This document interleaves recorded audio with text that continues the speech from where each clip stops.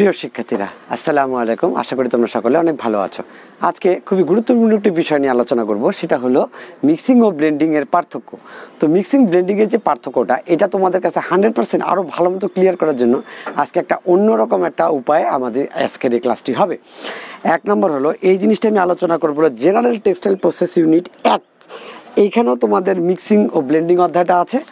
সাথে আমরা যদি ইয়ার্ন ম্যানুফ্যাকচারিং এটা এই বইটা দেখি, এই বইটার মধ্যেও এই মিক্সিং ব্লেন্ডিং মেশিনারিজের একটা অধ্যায় আছে। তো একটা হলো ফার্স্ট সেমিস্টার বা সেকেন্ড সেমিস্টারের বই, আর একটা হলো থার্ড সেমিস্টারের জন্য। তাহলে দুই সেমিস্টারের বিষয়টিকে এক জায়গায় আনে আজকে এই ক্লাসটা করা হবে দুটো বই থেকেই আমি পুরা ব্যাপারটাকে তোমাদের আজকে ক্লিয়ার করব। তো মিক্সিং এবং ব্লেন্ডিংয়ের আমরা এর আগেই মিক্সিং ও ব্লেন্ডিংয়ের সংজ্ঞাগুলো গত ক্লাসে আমরা জেনেছি। আজকে আমরা এটার পার্থক্যগুলোকে নিয়ে জানবো। তো এক নম্বরে যদি আমরা বলে থাকি সেটা হলো মিক্সিংটা কি, এটা এভারেজ বা গড় ভৌত গুণাবলী এটাতে গ্রহণযোগ্য, আর এটা থেকে গড় কথাটির কোনো মূল্য নেই, মানে কি গ্রহণযোগ্য নয়।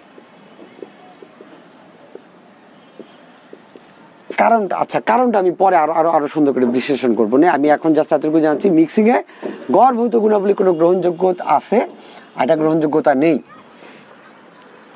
তারপর মিক্সিং প্রক্রিয়া আঁশের গুণাগুণ সূক্ষ্মভাবে যাচাই করা হয় না।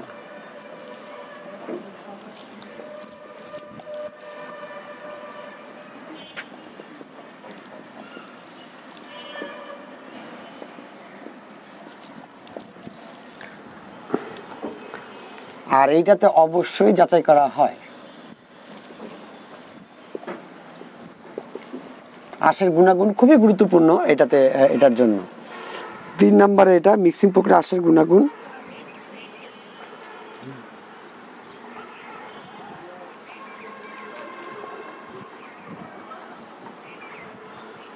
তারপর এখানে আঁশের গুণাগুণ যাচাই করা হয় কঠোরভাবে।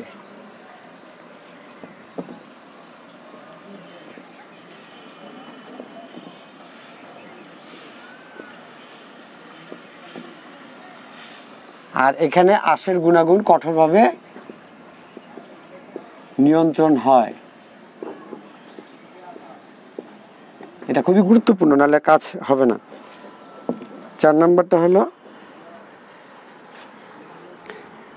এটি বিভিন্ন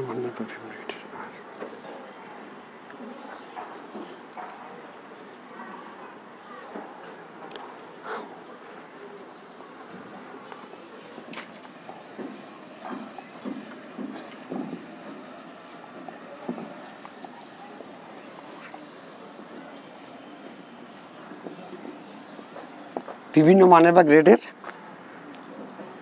আঁশ যার ভৌত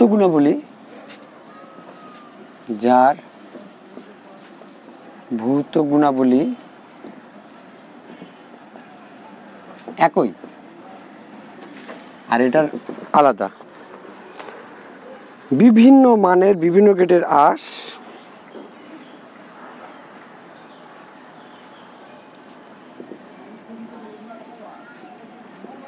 বিভিন্ন মানের ও গ্রেডের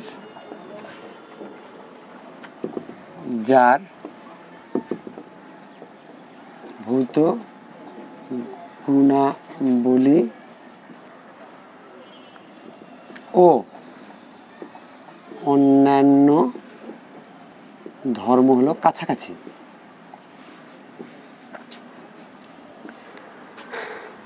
পাঁচ নম্বরটা আমি করে বলতেছি। তাহলে প্রথমে যেটা কি আসতেছে সেটা হলো মিক্সিংয়ে গড় ভৌত গুণাবলী গ্রহণযোগ্য, আর এখানে ব্লেন্ডিংয়ে গড় ভৌত গুণাবলী গ্রহণযোগ্য না। কারণটা কি? এইটা কি হচ্ছে দেখা গেল হলো একটা হলো ইন্ডিয়ান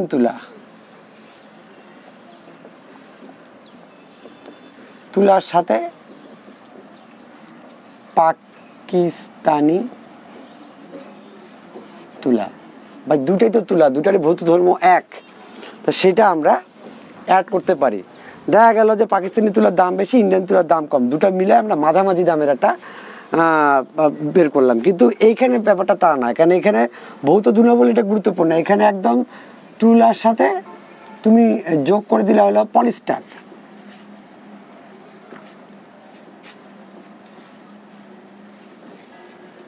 তুলার সাথে পলিস্টারকে যোগ করলা, তাহলে তুমি এই ব্লেন্ডিংটা করতে পারো। আঁশের গুণাগুণ যাচাই করা হয় না।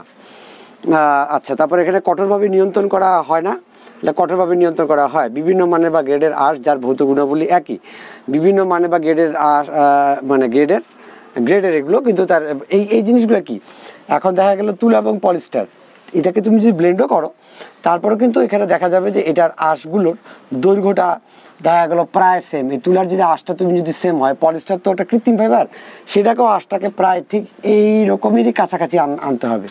কিন্তু ইন্ডিয়ান তুলার ক্ষেত্রে ইন্ডিয়ান একটা তুলা এতখানি, পাকিস্তানি তুলা এত লম্বা, একই গ্রেডের যেহেতু, একই গড় ভৌত গুণাবলী যেহেতু, দুটাই তুলা দুটাই সেলুলোজ, একসাথে কাজ করতে পারবো আমরা, সমস্যা নেই।